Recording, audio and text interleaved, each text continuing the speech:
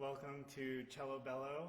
I am Joshua Roman, gotta remember that part, and I'm excited to be here sharing this time with you. I am here in California.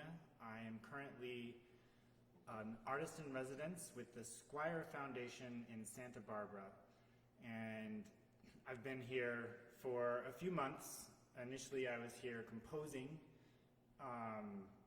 writing a double concerto for violin and cello for Vadim Glucksmann and myself to play with the Columbus Pro Musica Chamber Orchestra. And now, that was going to be this weekend, that's not happening, so now I'm focusing on spending time online, sharing music, talking with people, and yeah, excited about that. I'm going to check and make sure this is working. It's working, but is it working? That's the question. If you are someone who is watching, please comment. Ask me a question. I will answer it.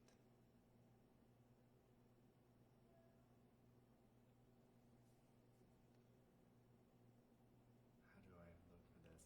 I'm on my phone looking for Cello Bello. Cello Bello. There we go.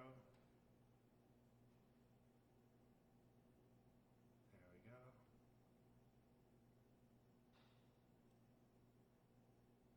And we are live. Oh my gosh, it says there are 29 people watching. I can't see that on mine. So, please type a question in the comments, and I will see if I can see it in either place. There's an example. Hi. Hi. There's a comment. I'll put this on mute. Right. So,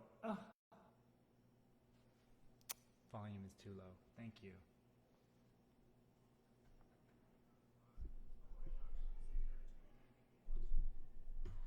Is this better?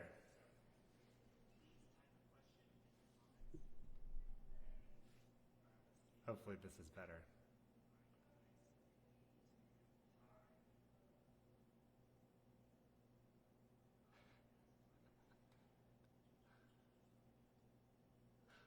YouTube live audience. All right. We have a question.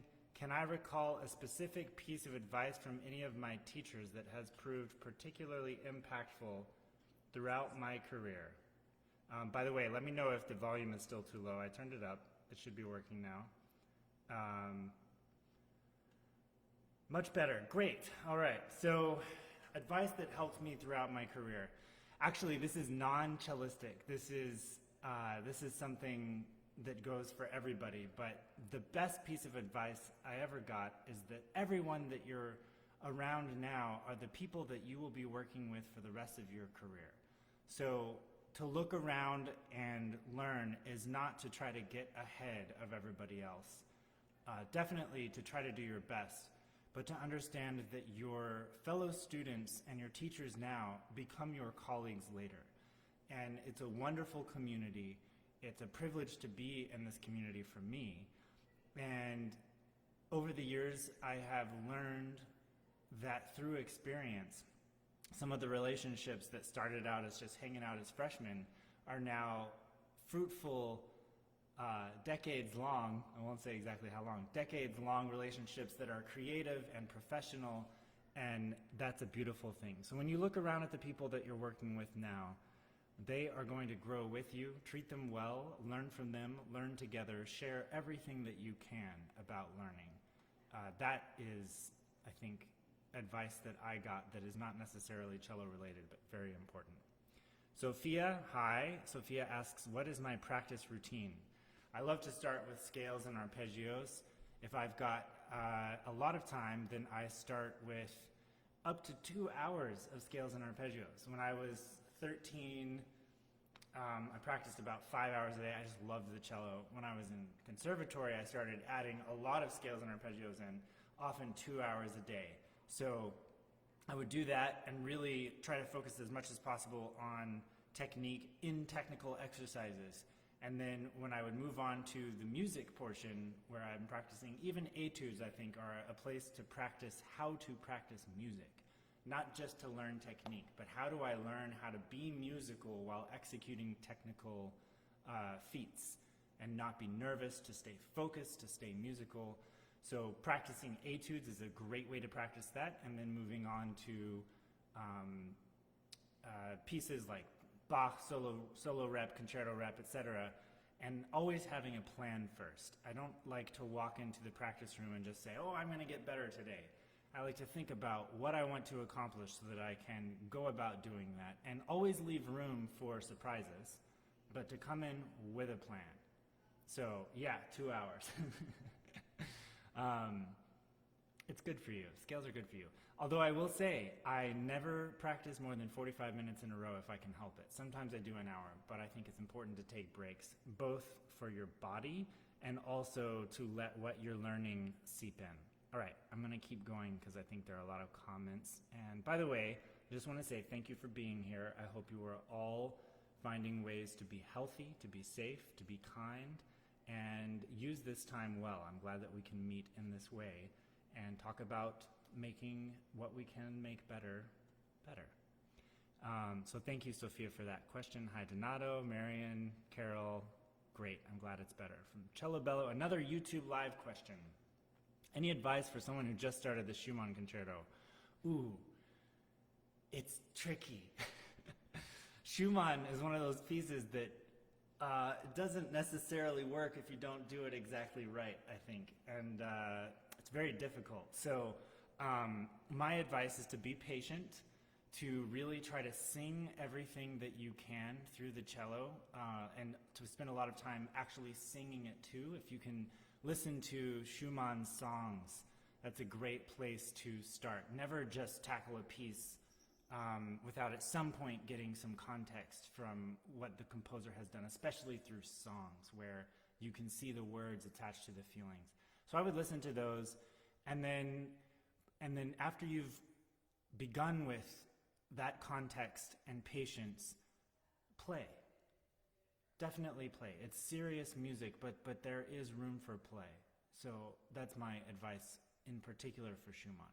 Tom asks, what is my daily or reasonably regular technical workout? Yeah, I play every scale in every key, major, minor, harmonic, and melodic. I do all of the arpeggios in every key, the Galamian system. And I like to do Kostman and Moog exercises. I'm feeling really frisky. The Moog Bible, those are nuts. And I'm not coughing because of anything else. I'll just drink some water. Hold up. The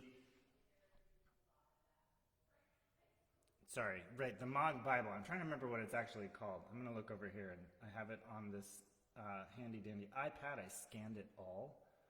I called it the Moog Cello Bible, but it's actually called New Edition, 1 hour of morning calisthenics and on the cello, and a varied routine of practicing Moto Perpetuoso by Niccolo Paganini. Cello exercises, a comprehensive survey of essential cello technique by Fritz Moog. It's a beast.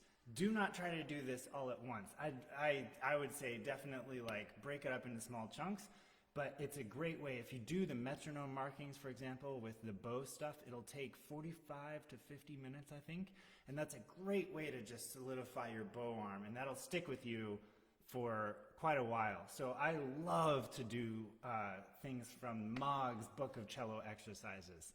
And in a busy schedule, I usually pick out the things that have been most effective or the things that address the things that I'm feeling particularly weak about. Let's see, maybe it's a trill, or maybe it's shifting, or maybe it's letting go during long bows and making sure that I'm keeping a nice, smooth, connected sound, but open. All right. I hope that answers your question, Tom. Hi, Andrew. Seiko, I did turn up the volume. I hope it is louder now. I don't know if I can get any louder, but just for fun, we're going to see. Tell me if I blow out your speakers. That should be, whoa, That looks like it's going to blow out some speakers. That should be louder, though. Just a little bit.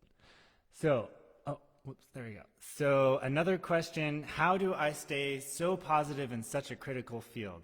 Well, if you're not doing something interesting, no one's going to hate on you. So I like to think that if I get criticism, it's because I've done something. But I also think that music is about sharing, music is about being open, music is about being vulnerable, and that's scary. I don't love getting criticized.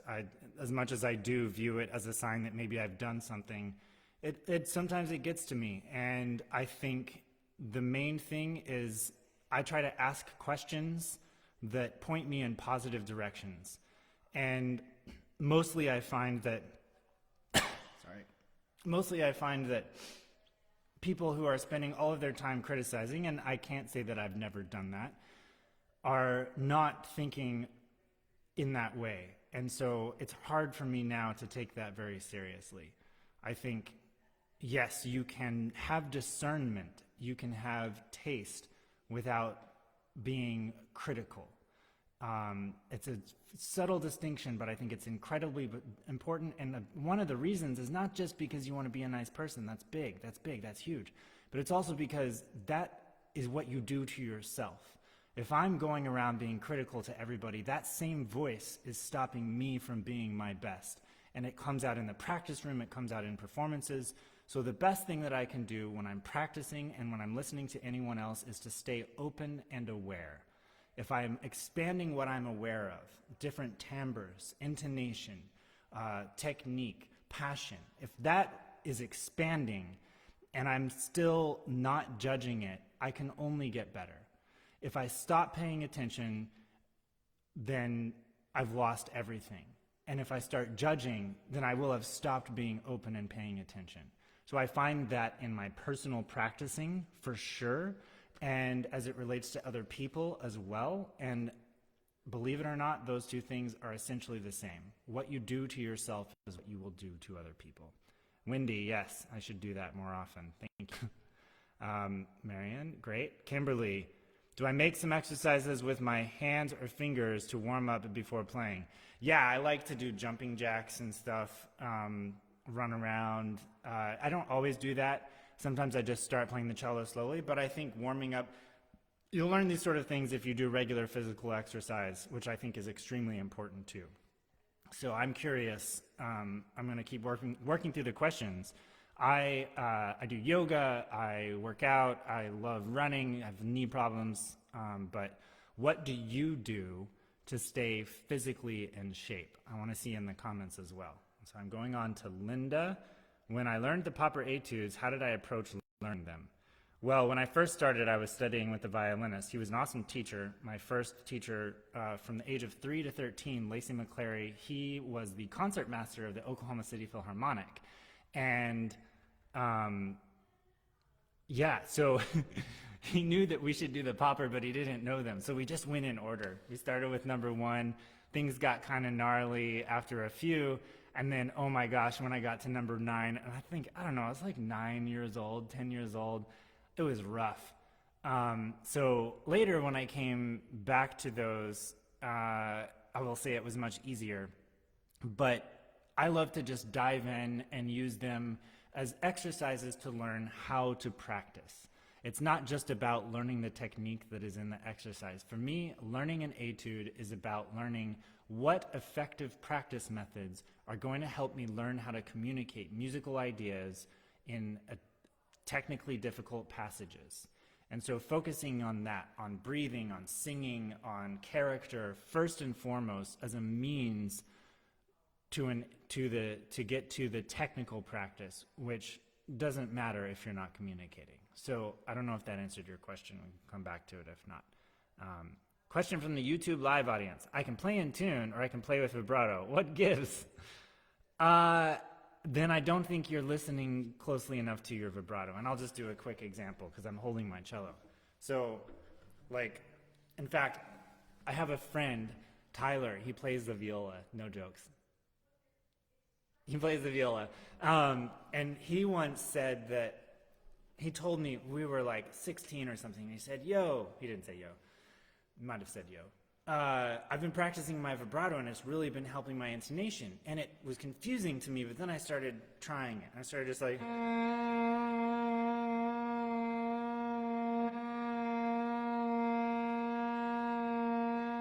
And I started paying attention, again, with the awareness and non-judgment thing. Just, are you actually listening to the center of the pitch? And I started hearing that sometimes I would lean back, and I noticed physically what was happening. I was leaning back with that, and so it would be flat, and sometimes I would be above. I would be going that way. And just starting to notice what happens to the hand, and not getting concerned about it, not getting stressed about it, but just listening, observing, being open, and having intention. I think that your vibrato can actually be one of the most rewarding ways to work on intonation, because it helps you focus your ear. So, try it. Open your awareness. Listen in another way. See if it helps. Seiko, hi, Spokane. Ooh, bow arms free, and ooh, definitely the Mog. I'm gonna pitch this again. Fritz Mog's cello exercises. A comprehensive survey of essential cello technique. He's not kidding. It goes through a lot of stuff. 45 to 50 minutes of bow exercises at the beginning of the book. Do them. If you can have bow control, then you can have freedom. You start with being able to do what you want to do with it, and you do not stop there. You open it up, you observe, you explore, you create. But Fritz Mog. Cello Bello, another question from the YouTube audience. How do I practice scales in a 30-second note pattern? I don't know. I don't actually do the scales of the Golamian book. I just do the arpeggio set. So I don't practice that way. I do fast scales, but I usually set a metronome and just do like 1 to a beat, 2 to a beat, 3 to a beat, and then eventually 12 to a beat. It's fun. It's challenging. Challenging is good. Cellists, aw, thank you. Alice, yay, Pennsylvania. Heather, Australia. Wow, cool. Thank you for tuning in. Can I demonstrate the fingerings that I use for scales and arpeggios? Yes, well, I will tell you again. Creativity is the key. Maybe I didn't say that. Creativity is the key. I try not to always do the same ones. So Richard Aaron has a system. I studied with him in Cleveland. Great technical abilities, taught great technical abilities, teaches technique with great ability. And he has a system, and the arpeggios are based on the Golamian thing with the... So it's the same in every octave. 1, 1, 4, 2, 1, 3, 2, 1, 3, 2, 1, 3. Yeah, so it's that. The whole idea is that it's always the same. And then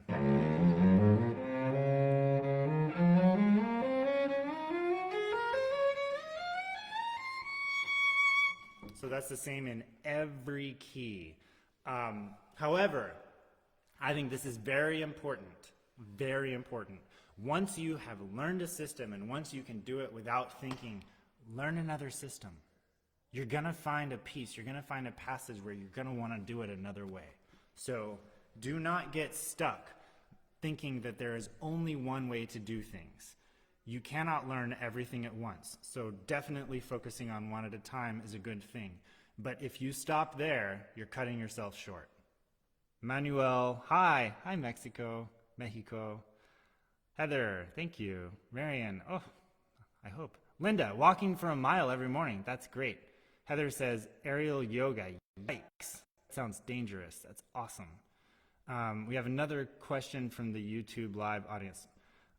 Do I have any physical exercises? Yes, yoga, stretching, definitely yoga and stretching. With yoga, you want to make sure that you're building the right kind of strength for your wrists. I know personally, I and a lot of people that I know, too much downward dog or other things without doing them properly can put a strain on your wrists that affects your playing.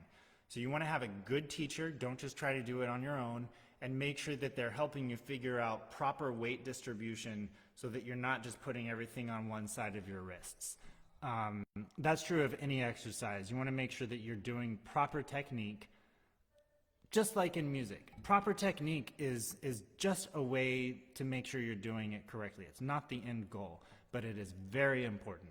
So an exercise is definitely that. I think whatever you love that exercises your whole body and makes you feel that release is great, especially right now. No, all of the time, but right now is a great time to get into a routine when you're staying at home like I am. I usually fly 2 times a week. Last year I flew around 150,000 miles. So for me to be here since March 10th in one place, it's insane.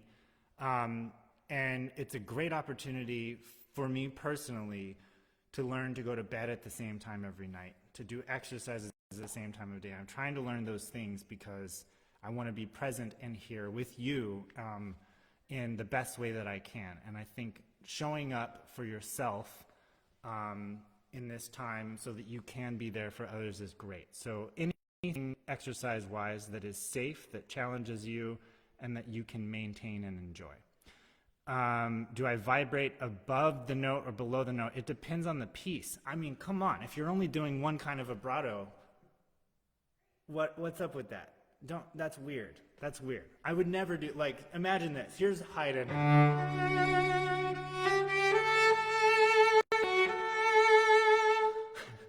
How about?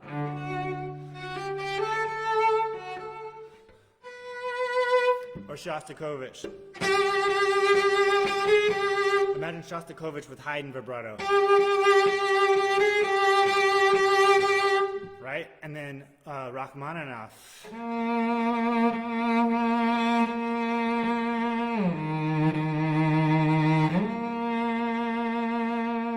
I don't know if you noticed, but for that one, because I have narrow fingers, I actually have to put my finger flat on the string.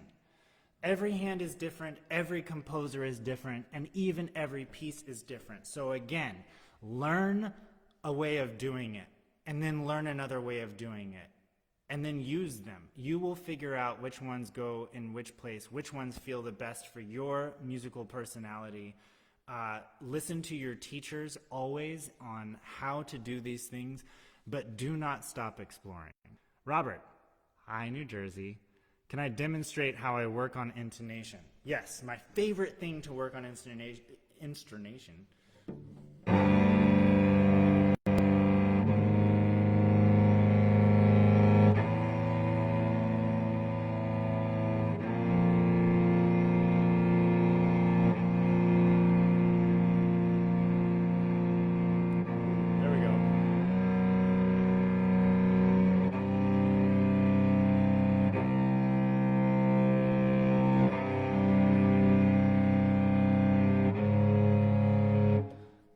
I play things like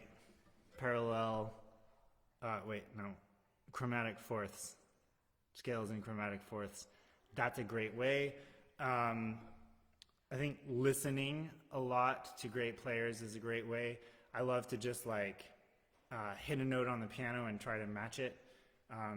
Chamber music is an amazing way to practice intonation because you have to listen actively and match other people. But I also think singing is a wonderful way. So,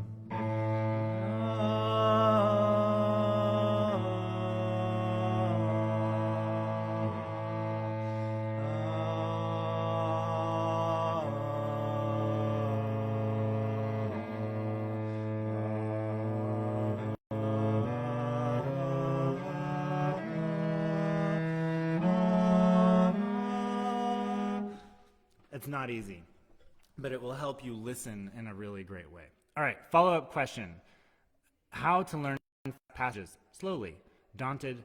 No. Tackle it slowly. Break it down one piece at a time. My very first teacher, Lacey McClary, the violinist, concert master of Oklahoma City Philharmonic back in the day, he would always say, if you can't play it slowly, you can't play it fast. And I think that's great. I practice things slowly all the time. I love the ready way, like Popper 27, the way that I would practice that ready way. Ready.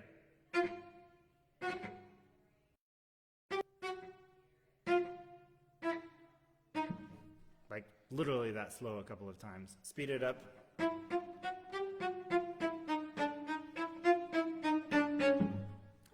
always thinking about the musical phrase, even from the very beginning, even when I'm going really slow, because what you do not want to do is train yourself to be worried about mistakes. Whatever you practice, however you practice thinking, that is how you will think about the music when you're performing it.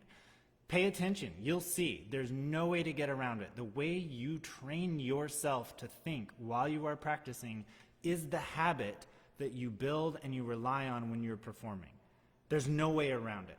So what do you want to think about when you're performing? You want to think about musical things. You want to think about phrases. How do you train yourself to do that? You think about that when you're practicing. What about technique? Well, you practice technical exercises to learn new techniques, and when you're trying to refine a piece and you're having technical difficulty, if it's something you don't know how to do, you find an exercise for that and you learn how to do it. If it's something you know how to do but you're just not executing it properly, slow it down. Slow it down slow enough that you don't have to worry about the technique. And train yourself while you're doing that to stop worrying about the technique. While you're going slow, build it up with musical thoughts, with phrasing, with timbre, paying attention to the creative aspect. The more you do that, I don't want to go into the science of it involving impressions on the brain and neural pathways and emotion being stronger than memory, all emotional memories being stronger than other kind of memories. There's all of that to back this up. But the main point is the habits that you build are the habits that will carry you. So if I practice trying to get things right, I'm going to be nervous about getting things right. If I practice how to make it pop or how to make it sing or vibrancy or the phrase, then that's what's going to be coming out when I'm playing it faster. And if I've done my practicing right, then I won't be afraid. So don't be daunted, break it down, take it slowly, focus on the big picture, what you actually want to do with the music. Okay, moving on. How do I properly distribute, this is from Timothy O'Malley, the weight in my bow grip, especially my pinking? I like bow exercises. I used to do this one all the time. I really like that one. I like this one. I don't know if you've ever seen that one. Just sort of pop it out to the bow grip and then pop it back in. Here's another angle. I really love this one. I do it both ways. Oh, so this is not so straight. This is embarrassing. It's not very straight right now. And then flip it over. You got to be really careful. Do not do this quickly. Do not do it around things that could break your bow. This is a great, whoops, see? Oh man, should have practiced that. And then just wiggling around, you know, practicing pulling up here a little bit. I used to practice like this a lot with the pinky on top, just so.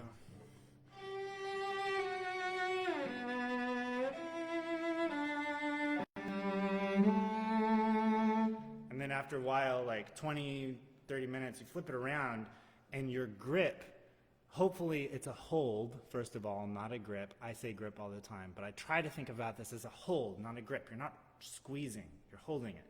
But all of a sudden, when the weight is distributed in a more forgiving way, you switch back and you have flexibility, strength, and ease of control. So I would try those things. The pinky, you know, just those exercises. You can also do that over here. Yeah. Kimberly, someone can comment of the book that I showed. Yes, can somebody write Cello Exercises, a comprehensive survey of essential cello technique by Fritz Mogg.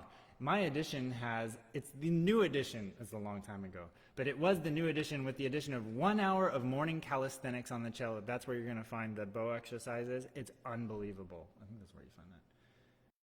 Yeah, fusion of the right hand and the bow, basic bowings on open strings. You want to geek out and get better at the cello, there's no better way. Oh, I see you put that in there. Thank you. Hossein, you're working on popper number 27, playing spiccato fast. I would actually practice it this way first.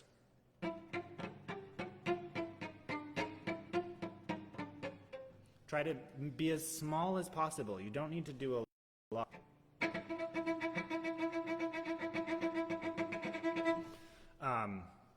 Also, there are exercises for that in the Mogg that I use. So, yeah, that I could tell you, but I think really, I don't know, I'm not getting any royalties off of this, but I'm suddenly trying to sell you this book. It's a great book. It's my favorite book. I read it all the time. The Cello Bible. It's not called that. I call it that.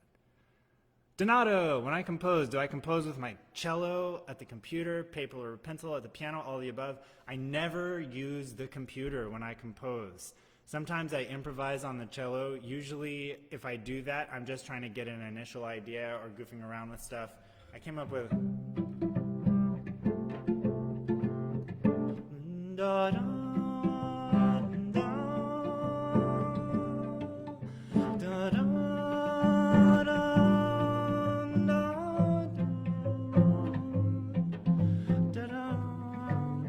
That sort of thing I'll come up with on my own. I do a lot of cello multi-track improv, which usually I do for my Patreon patrons, which is a lot of fun.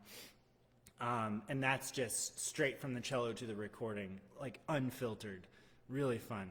When I'm composing a piece like a double concerto for violin and cello with a full orchestra, I actually try to stay away from the cello, because what I've found is that on the cello, I often do things that are very cellistic to me, and that sometimes keeps me from exploring other sounds or thinking about an oboe, for example. Piano is very useful. I'm not good at the piano, so that's tough, but I do use it.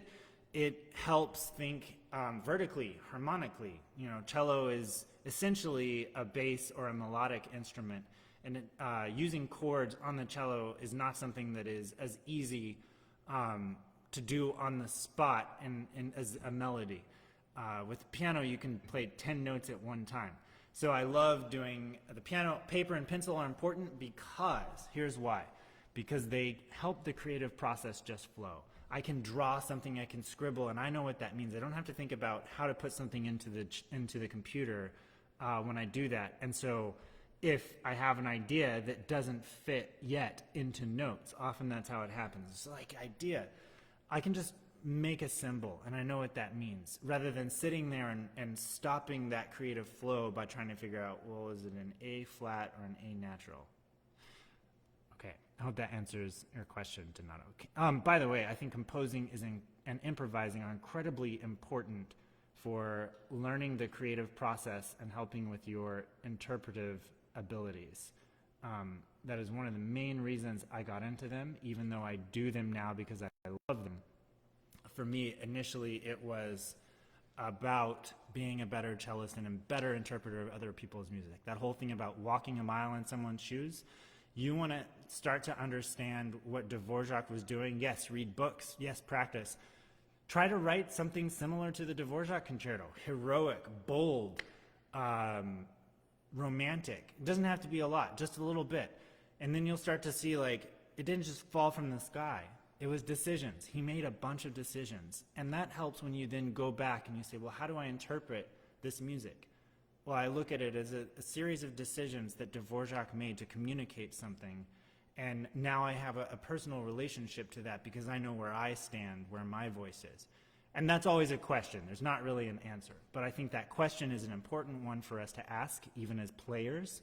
So improvising as much as you can as a part of your practice, your technical practice, with the pieces you learn, improvising is very important, and composing is also a great thing to help that. All right, that's my pitch for those. I might do it again later because I love it.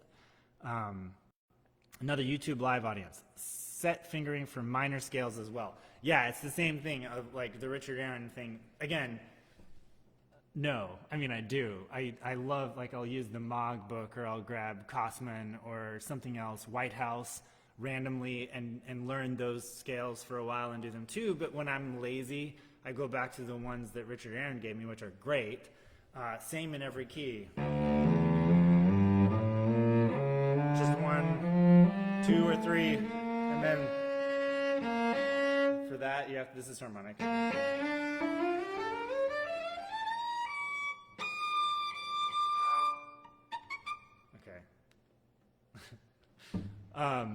Just 1, 3, 4, 1, 3, 4, 1, 2, 4, whatever, all the way except for that into the second octave. And then for melodic, it's just that over and over again.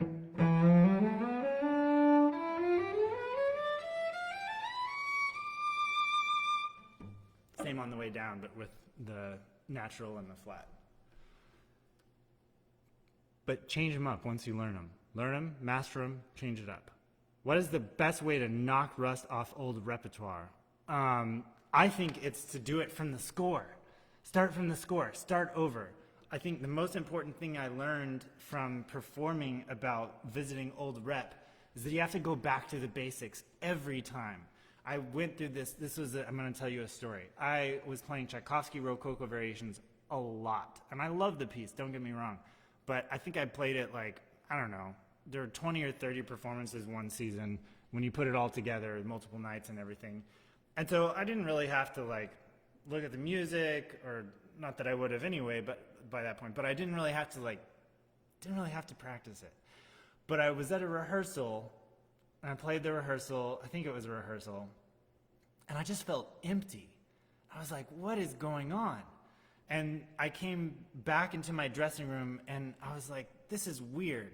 And I realized that what had happened is that in trying to be spontaneous by essentially not practicing, by not going back to the basics and being really rigorous in my methods, what I was actually doing is building all of these layers of habit about how I would play it. So spontaneity was not actually spontaneity, it was just me sort of recycling what had just come. So I peeled back those layers, I went back to the score, I looked at all the dynamic markings, I looked at all the relationships to everything else, I really put the piece inside of me, and all of a sudden it was a new piece. So I do that every time now, and it seems insane sometimes. I've played Dvorak I don't know how many times, but every time I play it now, I go back to the beginning. And I think that that's the best way to incorporate everything that you've learned since the last time you played it, instead of just kind of recycling and trying to do what you did again and maybe putting a slight layer ahead of it. It's really always back to basics, even with a piece you know really well. Another YouTube live question. A lot of chamber music and solo with piano. Muscle cramps by end of concert, specifically on the finger. I have had that happen once or twice, where I started to feel that happen, and I'm trying to remember why. It went away. And I mean, obviously it's tension related, and so probably it could be something you're doing when you're playing. Frankly, it could be something you're doing when you're not playing. We hold the phones, we type on keyboards, we're always doing stuff with our hands. A lot of it requires weird tension, and often we do it when we're stressed too. So we're squeezing things in ways that can be harmful to the muscle structure. And I think it's just good to be generally aware of how you're using your body. This is why working out, yoga, all of whatever you can do to become aware of your body and use it well in everything, not just in the cello, is going to help. Specifically when it comes to the cello, I would work with a teacher to find out if you're doing something, if you're squeezing in a weird way, maybe your thumb's in the wrong place. I'm not sure, but definitely you want to figure out what kind of structure is going to allow you to have the best setup for your muscles to work well, and then make sure that you're not doing too much at one time. I try not to practice more than 45 minutes in a row. I take breaks. It's very important, not just for the muscles, but also for absorbing what you're working on. And I'm actually about to start the Piatti journey, and I'm going to be practicing online. All of that stuff's over on my Facebook page. You can check that out if you're interested. And what I'm going to be doing on the first etude, caprice, I'm really nervous about it because I have to practice that caprice, and I find like I can get through it a couple of times, but like to practice that for a sustained amount of time is very difficult. So I'm going to be working on that in the same way that you might work on not crimping up with your third finger.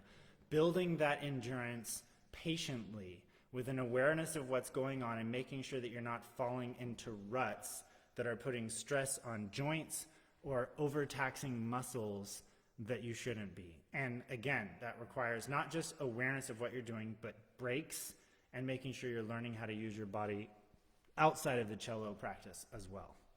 I hope that's helpful. It's hard to diagnose something like that from a distance, but those are some general principles that maybe if you ask those questions and look at those things will help you towards an answer.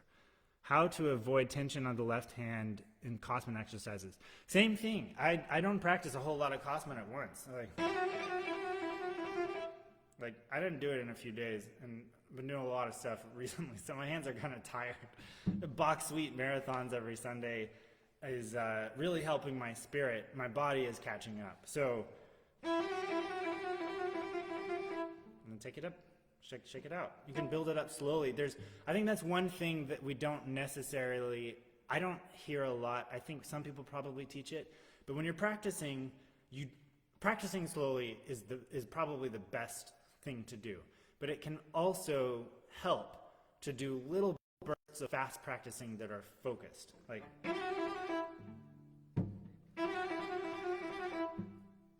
shake it out. Okay, I started to get tense towards the end. What was going on? I think I was squeezing my thumb. I'm going to try it again without squeezing my thumb. Okay, that was better, but not as clear. So that's what it was. It was this thumb. I was using the thumb to overcompensate for a lack of clarity. So I'm going to have to suffer now with a little bit of lack of clarity, but I'm going to have a relaxed hand. Let's try that. Oh, actually that was more clear. I didn't go as far. Nope. Yeah. So just paying attention, in that last time what I was doing is not thinking so much about whether or not I was clear. I was just paying attention to my hand and hearing the sound in my head and trusting my hand to do it.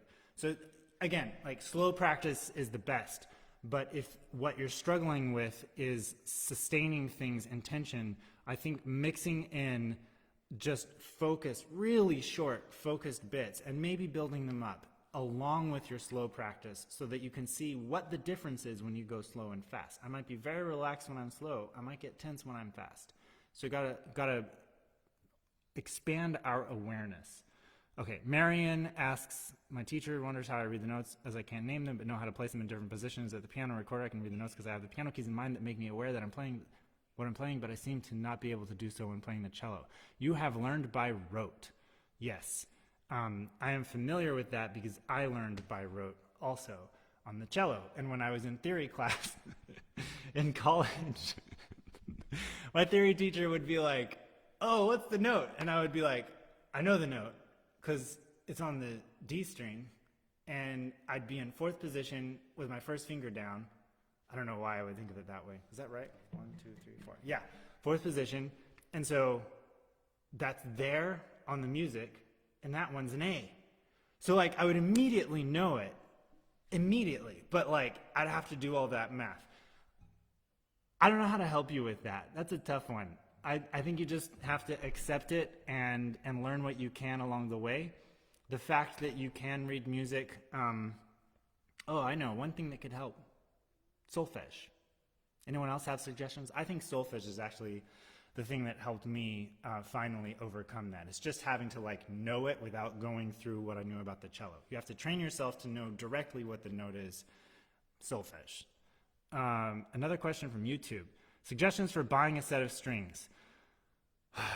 Find a sponsor. Strings are expensive. For me, strings take years to figure out because I want to try a bunch of different strings. I think they have to match the cello. It's not just that some strings are great. Strings definitely have their own properties. What I'm using here is Yargar Forte on the top, not the special edition or whatever, but just like the normal old Yargar Forte. And then spiral cord tungsten on the bottom. But I found out that the strong ones are not as good as the mediums for this cello, which is different than the last cello I had. Also, the last cello I had, I liked Larson on the top. So I had to experiment quite a bit. And because I didn't want to go blow thousands of dollars on all the strings, it took a long time. So I would say ask for recommendations, and if you can, try to each time get different strings, write down, record yourself with the different strings each time you replace your strings.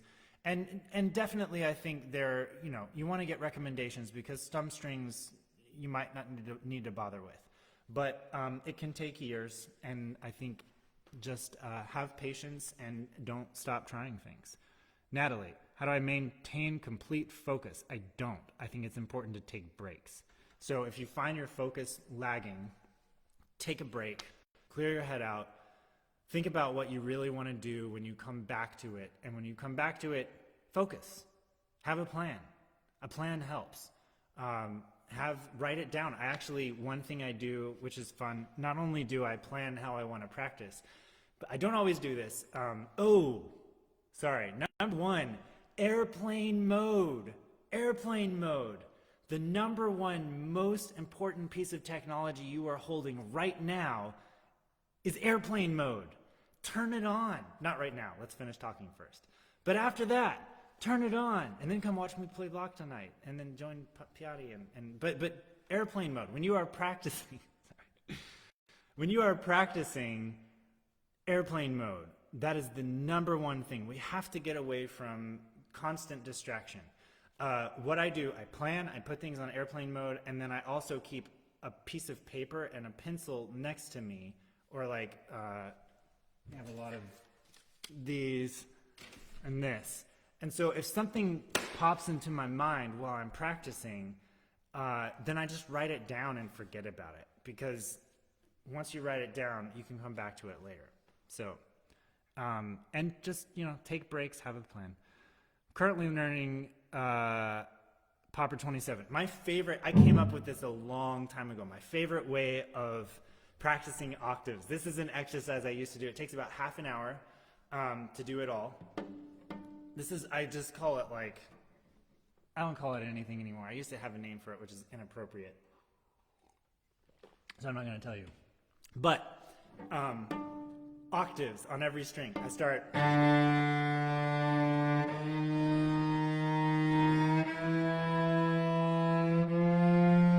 You get it? You get it?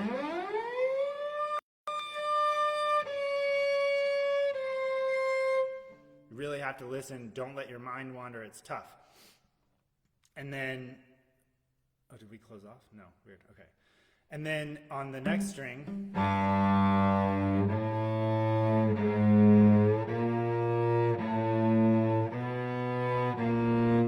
so, increasing intervals.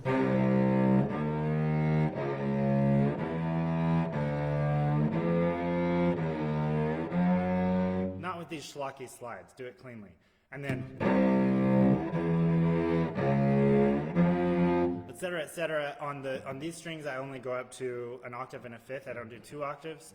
And then, back and forth all the way until you're doing a whole octave.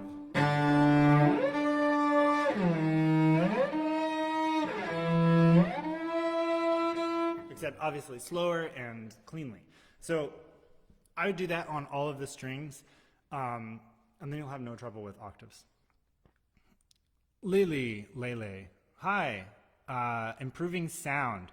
First of all, listening to a lot of players, a lot of different instruments, and singing helps to develop an ear for sound. And then when it comes to connecting that to your own bow in your hand, again, I love Fritz Mogg's Cello Exercises, a comprehensive survey of essential technique, cello technique, obviously. The 45 minutes of just open strings will really give you some bow control and sound control. And if you've got a beautiful palette of sounds in your head that you want to explore, then you'll be able to use that toolkit well. Okay, Linda, do I think thinking about English vowels and consonants is a good way to think about articulations of musical notes? I think whatever helps you have variety is great, and especially any language, although it's fun to do it in the language of the composer to get into their shoes a little bit. Like the Verona Quartet and Peter Salif would have us count in French if we were playing French music, 1, 2, 3, 4, 1, 2, or German for 1, 2, 3, 4, etc. That's nice, but really just anything that connects. You use language all of the time, so it's very deep. So whatever helps you to get there, I think language is great. Jonathan, thank you. Hello, Buenos Aires. I Frenchify that. I'm sorry, Buenos Aires. Elegy Cello Gabriel. How we shift back to lower notes. It's a release. Richard Aaron taught me this. Release goes both ways. If you are shifting up, you're releasing your bicep so that you can go that way. You're releasing, your hand is falling. If you're shifting back, you're releasing your tricep. Back here. Got to know your muscles. Also some of your scapula. So you're falling somewhere. You're releasing somewhere when you shift. Always hear it in your head. It's just the same backwards. Simplify it as much as possible. The elbow, I think it is useful to think of different parts of the body as you're practicing technical exercises, but you don't want to be stuck thinking about those when you're performing. So I would focus a lot. I would go around the whole body as you're playing, bit by bit, and notice what everything is doing. Notice its role. But then you really want to make sure you're putting it all back together, that your body awareness is not stuck in your hands and shifting in your elbow, etc., while you're playing beautiful music. Because if you do that, you're not going to be playing beautiful music. You're just going to be moving your arms and making sound. So exercises are where I would work on the elbow. Matthäus. I will. I'm going to play all the Bach suites on Sunday again on my Facebook, and tonight at 7 p.m. Pacific, 10 p.m. Eastern, I'm going to play the second suite on my Facebook as well. So definitely come over for that. Bev says, book of exercises, it's up. Oh, good. Thank you for the Kosman. Awesome. Tips for memorization. Oh, this is great. Don't memorize anything. Internalize things. Sorry. Don't memorize. I do not like memorizing. I think memorizing is about fear and not forgetting. But what you can do is the second you start learning something, to start internalizing it. Pull it inside. Look at the music for a second. I don't have any music in front of me that I don't know. But look at it, whatever it is, against Swan. So you play that. Rather than being like, these are the notes, immediately start with the phrasing. Immediately. And then look away and do it again. Okay, that was wrong, but did I get the feeling? And then look at the music. Okay, well, I think you get the picture. I hope you get the picture. Let me know if that's not clear. You go back and forth between the music and looking at the music and feeling. I think if you spend too much time just looking at the notes, then as you are practicing, your number one concern is being correct. And if that's what you're concerned with, first of all, you're not really learning the music of the piece. Second of all, what you're doing is you're putting off memorization to become a thing that later you have to do separately, and that causes fear. You don't want to be afraid when you're playing. So I think from the very beginning, internalizing, making it a part of you rather than memorization being a separate thing. And the last thing that I will say about it, I wrote a whole blog post about it, which I guess we could share. I don't know where it is now. But I said it more articulately there because people read it and told me how to change it. So I have a blog post about that. And I would check that out. But the only other thing that I would say is that one thing that has helped me a lot with both with memorization and with performing without being afraid of making mistakes is improvisation. I know that if I start to get in trouble with playing the correct notes, I still know how to put the feeling of the piece across. And I may play the wrong notes, but God darn it, the composer's feeling, what they really wanted to say, is going to come out. And that is my mission. And if that means playing a few wrong notes along the way, so be it. From the very beginning, I think having that attitude and going back and forth with the music as much as possible. I'm not saying play wrong notes on purpose, definitely not. But as a part of your learning process, internalize rather than memorize. Any exercises to develop a rich vibrato? I really like the...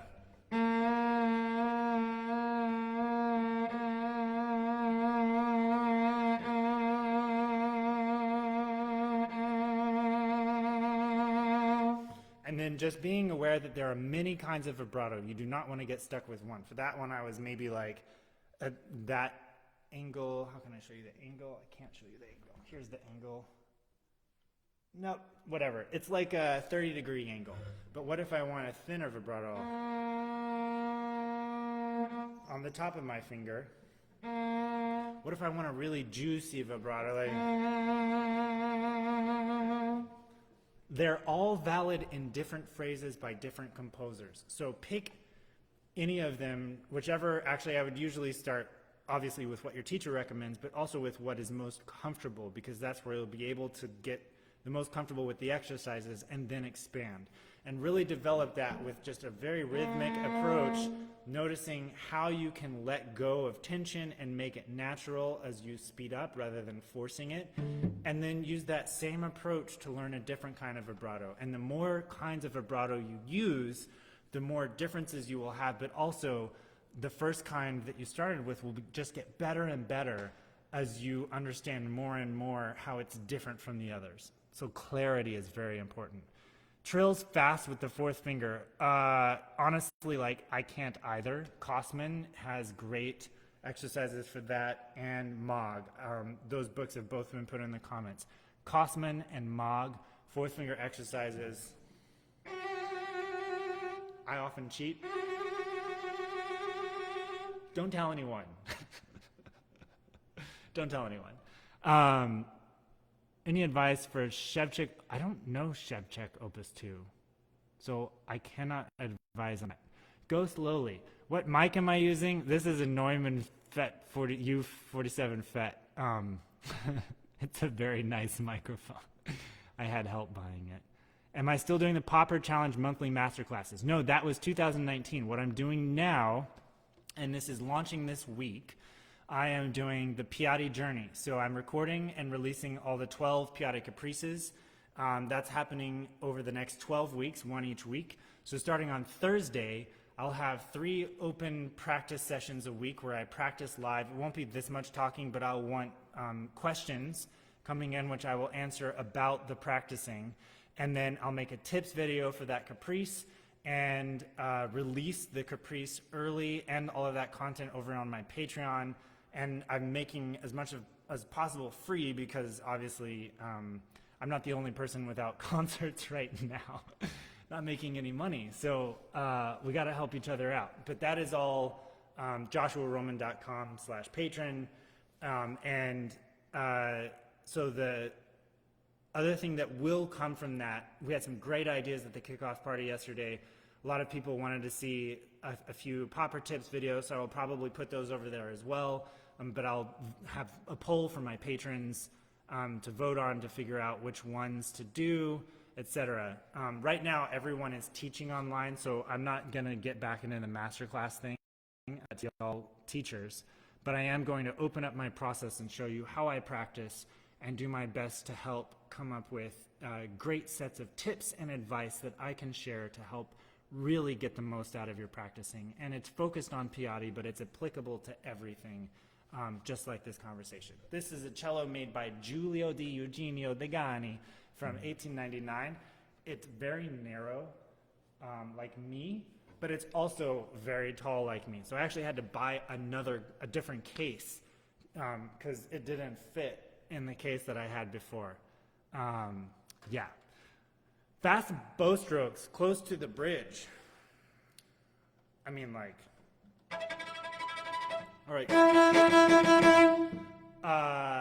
One of my favorite ways to practice for a long time was, I'm going to put this down just a little bit, and we got to go in a minute. I don't know where my blog is, Wendy. Sorry. I'll try to find it and post it somewhere. It disappeared. Yeah. I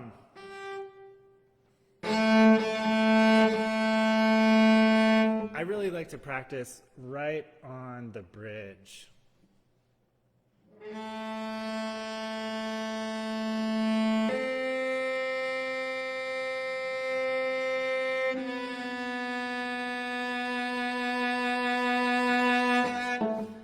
If you spend a lot of time practicing there, what you'll find is that your sensitivity to the pressure and the speed of the bow grows. And the more your sensitivity and your awareness grow, the better you will be able to adjust depending on what kind of sound you want to get. So again, that's a kind of general question. I'm not sure if there's a passage you're referring to about fast bow strokes close to the bridge, etc. But I think in general, to spend a lot of time developing your awareness. And I think if there's one thing that I would take away, that I would ask you to take away from this, it's that practicing is about building trust. Practicing is about building habits that you can trust will be there when you are feeling nervous, when you need to perform, when you're doing anything else. And the way to do that is to grow your awareness and stop judging. That goes for yourself, that goes for other people. And it's a two-sided coin. They go together. The more you grow your awareness, the more discernment you have.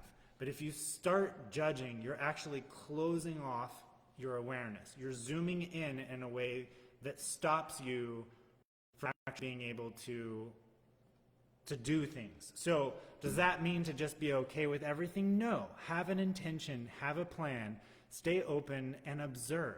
Does that mean never to zoom in on a particular thing? Well, I really need to fix this problem. No.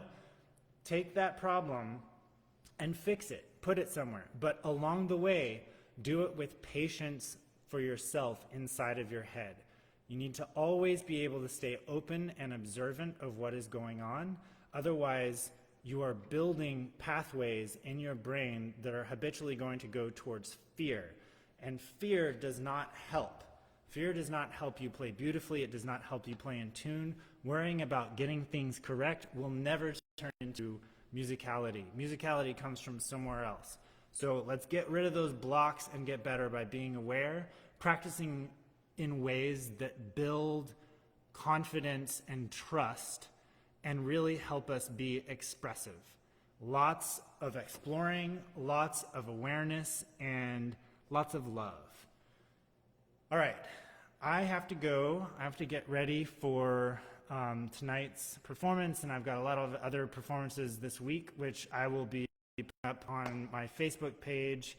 I see one more question I will take, because I think there's a delay. One more question before I go. But yeah, thank you, Cello Bello, also for having me on. I'm really excited to talk to cellists. I'm going to answer this question and then I'll say goodbye. So the question, how do I decide which kind of vibrato to use in a phrase? Do I have my own concept? Yes, I have my own concept. I think it would be crazy for anyone to suggest that they are just totally objectively right about something, about a style. That's nuts. I definitely feel right about it when I do it, and I think that's also important. You have to play with conviction. But how do you get that conviction? I think it's by asking questions.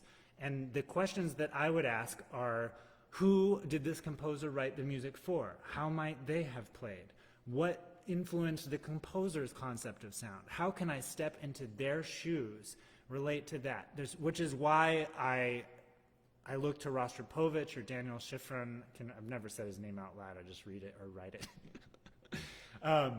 But I look to people like that when I'm looking at Shostakovich's music. Really think about what inspired them. Look to those sources. Go straight to the source.